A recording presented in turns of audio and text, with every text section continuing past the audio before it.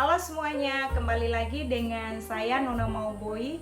Di video saya kali ini saya akan membahas tentang merajut mimpi membangun 20 PAUD di Nusa Tenggara Timur. Ini merupakan sharing yang akan dibagi dalam 3 bagian. Yang pertama yaitu mulai dari mana, yang kedua adalah pengalaman membuka 4 PAUD, dan yang ketiga adalah tantangan-tantangan yang dihadapi. Karena itu silakan untuk menonton bagian video yang pertama ini, dan untuk pembahasan 2 hal lainnya itu akan ada di 2 next video saya selanjutnya. Video ini kita akan fokus tentang mulai dari mana. Mimpi terbesar saya salah satunya adalah membangun 20 PAUD di wilayah Nusa Tenggara Timur, khususnya di Pulau Timur dan Pulau Rote. Pertanyaannya adalah, apakah ini masuk akal? Jawabannya ya, masuk akal. Sangat mungkin untuk mimpi ini bisa diwujudkan. Pertanyaan kedua adalah, apakah ini ide gila? Jawabannya ya, ini adalah ide gila. Kenapa saya katakan ini adalah ide gila? Karena ada 3 alasan. Yang pertama adalah saya bukan sarjana pendidikan anak usia dini atau sarjana PAUD. Yang kedua adalah saya tidak memiliki banyak duit. Dan yang terakhir adalah saya bukan orang yang memiliki banyak relasi. Singkatnya adalah saya tidak punya cukup sandaran untuk memulai mimpi yang sangat gila ini. Tetapi saya sudah memulainya dan perjalanan sedang berjalan saat ini. Jadi tidak ada lagi kata buat saya bahwa ini adalah ide gila. Walaupun saya sendiri masih tidak mempercayai bahwa telah sampai di titik saat ini saya sudah berjalan. Kalau ini adalah mimpi yang masuk akal, tetapi juga di sisi lain ini adalah sebuah ide yang gila, pertanyaannya adalah saya mulai dari mana? Untuk menjawab pertanyaan ini, maka ada 2 pembahasan yang akan saya bahas tentang apa yang saya punya. Yang pertama yaitu tentang keyakinan akan panggilan yang ada di dalam diri saya, dan yang kedua adalah tentang kepedulian atau empati terhadap anak-anak yang ada di desa. Yang pertama adalah tentang keyakinan akan panggilan. Saya pribadi sangat meyakini bahwa Tuhan menciptakan manusia dan mendesainnya itu dengan keunikan-keunikan tersendiri, dengan tujuan adalah setiap keunikan tersendiri akan membawa orang tersebut untuk menjawab satu panggilan Tuhan terhadap orang tersebut untuk melakukan sesuatu yang membawa manfaat kepada orang lain. Dan berkaitan dengan pemikiran ini, saya meyakini juga bahwa setiap ide untuk menolong orang lain, Tuhan tidak pernah bukakan hal itu kepada 2 orang yang berbeda di kolong langit ini. Artinya hanya akan ada satu ide yang Tuhan kasih kepada satu orang tertentu, di mana orang tersebut Tuhan tahu bahwa dia akan mampu untuk mengerjakan hal itu. Walaupun si penerima ide ini awalnya tidak meyakini atau ragu-ragu pada saat mengetahui bahwa ada satu panggilan dalam dirinya yang harus dia jawab.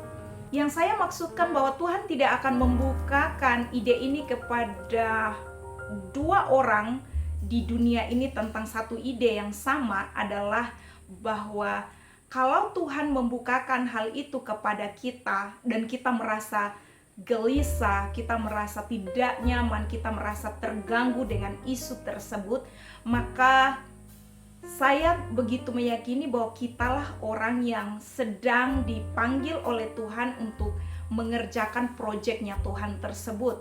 Karena itu tidak akan ada orang lain yang punya kegelisahan yang sama. Pasti akan ada orang yang akan Tuhan kirim untuk mendukung kita, menjadi partner untuk mengerjakan hal itu. Tetapi kegelisahan inti itu adalah pada satu orang yang sudah Tuhan berikan panggilan tersebut berdasarkan keunikan kepribadian dari orang yang menerima panggilan itu. Karena itu keyakinan bahwa Tuhan memberikan satu keunikan tersendiri di dalam diri saya, dan keunikan itu memang di awal-awal ketika saya memulai untuk merespon tentang panggilan Tuhan ini, saya merasa bahwa apakah aku cukup mampu untuk mengerjakan ini? Kenapa apakah tidak ada orang lain lagi yang Tuhan pilih? Kenapa harus saya yang sepertinya mulai untuk memikirkan hal ini? Teman-teman, kegelisahan terhadap melakukan sesuatu ini selalu bertalian dengan keunikan yang Tuhan taruh dalam diri. Dan keunikan itu sering kali kita tidak menyadarinya sampai benar-benar kita fokus mengerjakan sesuatu yang sesuai dengan panggilan kita. Kita akan kemudian dalam proses tersebut kita menyadari akan keunikan dari diri kita tersebut yang tidak dimiliki oleh orang lain. That's why Tuhan memanggil kita untuk mengerjakan sesuatu yang sedang menggelisahkan kita. Dan saya memulai bergerak untuk merajut mimpi membangun 20 PAUD di Nusa Tenggara Timur ini mulai dari kegelisahan, yaitu adanya panggilan yang Tuhan berikan di dalam diri saya untuk bergerak melakukan sesuatu untuk anak-anak usia dini yang ada di desa-desa di 2 pulau, yaitu Pulau Timor dan Pulau Rote. Yang kedua, berkaitan dengan panggilan ini adalah adanya kepedulian di dalam diri saya tentang anak-anak usia dini yang ada di 2 pulau tersebut. Andai kata anak-anak desa bisa memilih, maka mereka pasti akan memilih untuk lahir sebagai anak-anak yang ada di kota-kota, yang ketika bertumbuh ada di usia dini, mereka begitu mudah untuk mengakses hal-hal yang diperlukan untuk mendukung pertumbuhan mereka sebagai seorang anak. Sayangnya, anak-anak yang ada di desa tidak bisa memilih hal tersebut.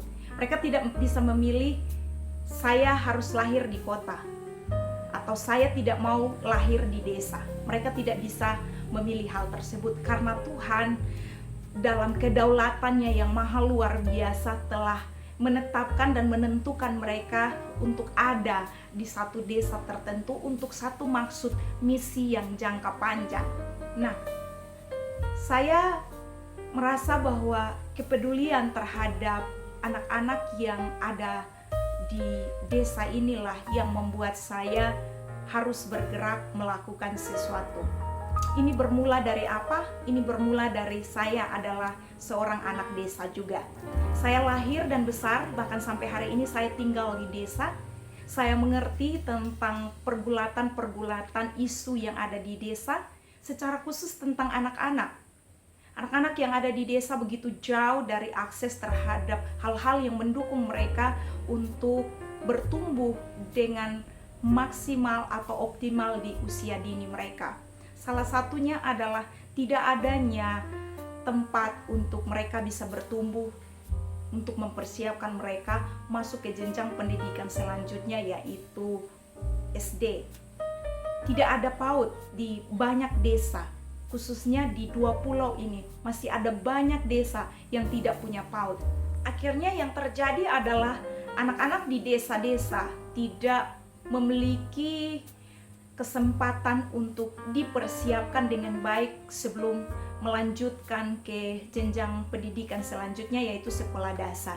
Sedangkan di usia emas mereka atau golden age mereka ini, mereka butuh untuk distimulus dengan berbagai macam, mulai dari kognitif mereka, bahasa mereka, nilai seni mereka, dan banyak lainnya yang harus distimulus untuk bisa berkembang dengan baik. Dan saya merasa lembaga PAUD adalah lembaga yang sangat perfect untuk harus ada di setiap desa untuk membantu anak-anak desa ini bisa bertumbuh dengan baik.